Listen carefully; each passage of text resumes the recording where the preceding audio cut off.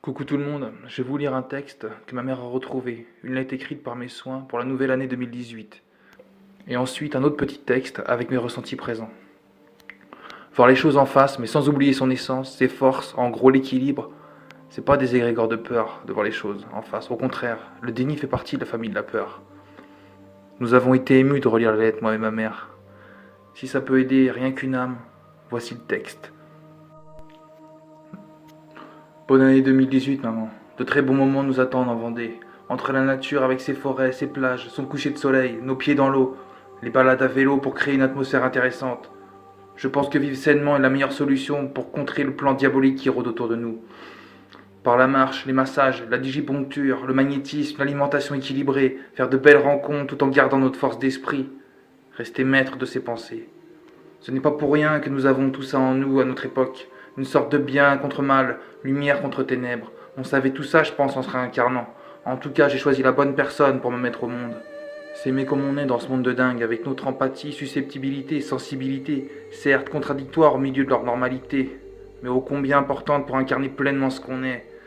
Ne tombons pas dans le piège du diable, qui voudrait qu'on oublie notre nature. 2018, monde égocentrique, d'inversion des valeurs, des lois absurdes cautionnées par le troupeau de moutons affaiblis des futilités qui endorment leurs esprits. La technologie malsaine, les tissus de mensonges, la médecine de plus en plus satanisée, notamment avec les vaccins, qui passeront dès demain au nombre de 11 pour souhaiter de meilleurs lendemains aux jeunes enfants. Les catastrophes naturelles, ou pas, les escroqueries en tout genre, les gens qui se la raconteront de plus en plus pour de moins en moins de choses, mais en même temps une époque tellement enrichissante pour notre être, afin d'avoir un bagage encore plus puissant pour nos âmes dans cette guerre psychologique. Je te souhaite la santé, la sérénité, le bonheur, de savoir apprécier les choses simples, mais tellement gratifiantes pour nous, à notre complicité, notre bienveillance l'un vers l'autre, à nos trésors dans nos cœurs. Notre amour est une force pure dans ce monde d'inversion des valeurs, à notre compréhension qu'on a l'un envers l'autre, notre clairvoyance, nos moments de bonheur partagés, notre complicité, à nos rires, à tous nos bons moments passés ensemble et à ceux à venir, à toutes les fois où on est resté soudés dans les moments difficiles. Gros bisous maman, ton Alex qui t'aime.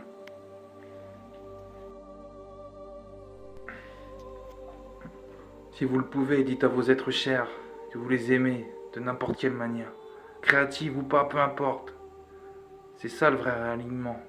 On a tendance dans cette société à ne pas déployer ces sentiments profonds, comme si c'était inutile. À qui profite le crime? C'est ce que veut la société d'aujourd'hui. Si vous êtes seul, écrivez des bonnes choses pour vous-même, sur vos forces, votre combat, vos désirs. Ça fait vibrer le chakra du cœur. C'est là qu'on se sent vivre. Leurs ondes visent aussi les chakras. C'est pas pour rien. Ils veulent les atténuer. Chez nos ennemis, ceux du haut sont vides. C'est les chakras du bas qui prédominent. Le cerveau reptilien prime, leur force est bancale. Tout dans l'instinct primaire. Le cœur est une valeur sûre. Il rabaisse ceux qu'il trouve trop haut. Des moyens considérables pour isoler les dangereux. Un acharnement pour pas qu'ils prennent confiance en eux. Ne nous laissons pas envahir l'esprit par ceux qui voient l'empathie et la sensibilité comme une maladie et qui n'ont que le dico pour essayer de les comprendre. Vous avez raison d'être en colère contre l'injustice, mais pour répandre la justice, la colère ne doit pas prendre le dessus sur notre véritable nature. Moi, des fois, je monte dans les tours aussi, c'est normal, on est vivant. Les ondes, ça agresse. Faut pas culpabiliser quand on perd un peu son sang-froid. Beaucoup de gens auraient pété les plombs à notre place. Face à cette injustice, faut une sacrée maîtrise de soi. Vous avez une grande force d'âme. Ils savent que certaines consciences s'éveillent. La saveur de la vérité, de la justice, la fréquence angélique dans l'atmosphère, comme de doux échos divins pour les uns, et une tornade abominable pour les autres. Comme si Dieu voulait les faire regretter petit à petit à travers ces signes. Mais l'orgueil de ceux qui nous considèrent comme leurs ennemis leur a fait perdre la raison, amplifiant les voiles sur les cœurs. Des voiles qui cherchent à faire perdre confiance aux bonnes âmes, les rabaissant continuellement pour se sentir exister. Pathétique. Le vent tourne avec une tempête de vérité qu'ils veulent atténuer, faisant en sorte qu'on ne regarde pas dans les directions productives pour l'âme, qui donne les ressentis justes, en accord avec notre cœur. Quand on y arrive, vous ressentez le frisson de la puissance. Ils ont peur, très peur. Vous les voyez de plus en plus petits aussi. C'est dans l'atmosphère. Ils vont finir en dessous du niveau de la mer.